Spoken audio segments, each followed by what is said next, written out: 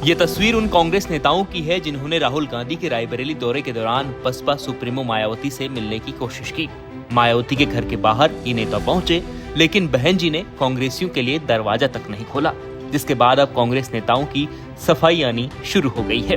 कोई कह रहा है कि वो महज बहन जी का हालचाल पूछने गए थे, कोई कह रहा है कि मायावती से बहुजन समाज और न्यायिक समाज की लड़ाई लड़ने वाले लोगों के बीच खून के रिश्ते से भी बड़ा रिश्ता है।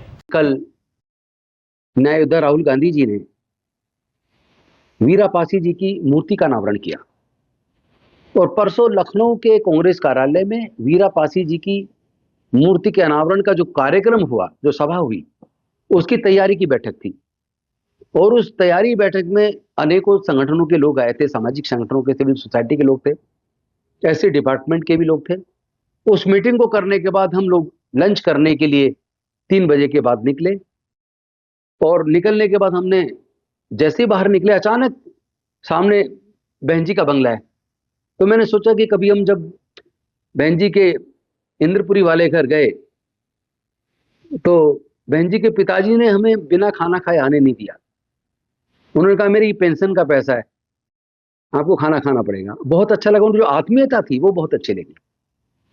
उनके भाई, बड़े भाई बहन जी के, वो भी मेरे घर आते रहे, मैं भी उनसे मिलता रहा हूँ, क्योंकि हमारा एक प्यार का रिश्ता है, एक मिशन का रिश्ता है, समाज का रिश्ता है। हम सब लोग अम्बेडकरवादी हैं और जब पूरे देश से लोग आते हैं तो कई बार समाज के लोग और बसपा के लोग भी आते हैं, वो भी कई बार कहते हैं कि तुम इतने बड़े हो गए कि तुम्हारे कार्यालय के सामने बहन जी का बंगला है, आप कभी कम से कम कुशलक्षेम तो ले लिया करो, इसमें कौन सा तुम्हारी इज्जत कम हो जाएगी। तो मैंने कहा यार, मैं तो छोटा सा बाबा साहब का सिपाही, इसमें इज्जत वाली कोई बात ही नहीं है, कोई ईगो नहीं हमें। तो मीटिंग खत्म करने के बाद खाना खाने निकले, सामने बहन जी का बंगला देखा, मैंने सोचा कि बहन जी का कुशलक्षेम पूछ लूं, क्योंकि लोग बार बार पूछते हैं कि भाई तुम जाते हो उधर, कभी बहन जी से भी कोशिश करो, कम से कम जय भी कर लो। तो स्टाफ ने बड़े अच्छे से हमसे अच्छा व्यवहार किया, बहुत कहा कि हम आपको सुनते हैं, जानते हैं, आप बहुत अच्छा काम कर रहे हो और हम बहन जी को संदेश देंगे, जब बहन जी के पास टाइम होगा आपको बताएंगे, आप आके मिल लेना। बड़े प्यार से हम फिर वहां से खाना खाने चले गए। लेकिन इस बात को मीडिया ने जिस तरीके से प्रेषित किया, लेकिन कांग्रेस नेता जो भी सफाई दें, इन तस्वीरों के वायरल होने के बाद यूपी में कांग्रेस और सपा के गठजोड़ पर थोड़ा असर तो पड़ा ही है।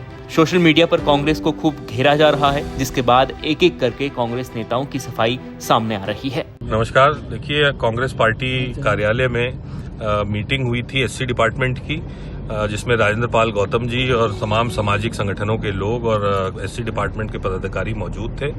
उसमें मायावती जी की स्वास्थ्य के बारे में चर्चा हुई। तो जब वहां से निकले, बगल में माननीय मायावती जी का आवास था, तो राजेंद्र पाल गौतम जी ने कहा कि समाज की हमारी सीनियर नेता हैं, उम्र भी 70 साल के ऊपर लगभग हो गई है, तो उनका हालचाल और स्वास्थ्य की जानकारी लेने के लिए एक जनरल विजिट हम लोगों ने बिना किसी पुरानी पहले से फोन किए हुए या किसी से पूछे हुए वहां बस इन जनरल पूछा, अगर व्यस्त नहीं है तो 2 मिनट उनसे हालचाल हो जाए।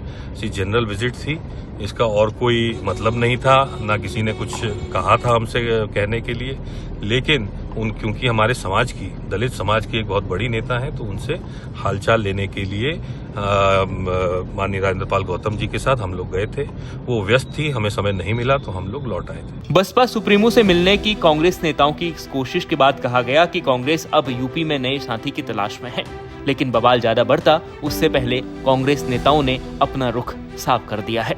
Bureau report, news 24।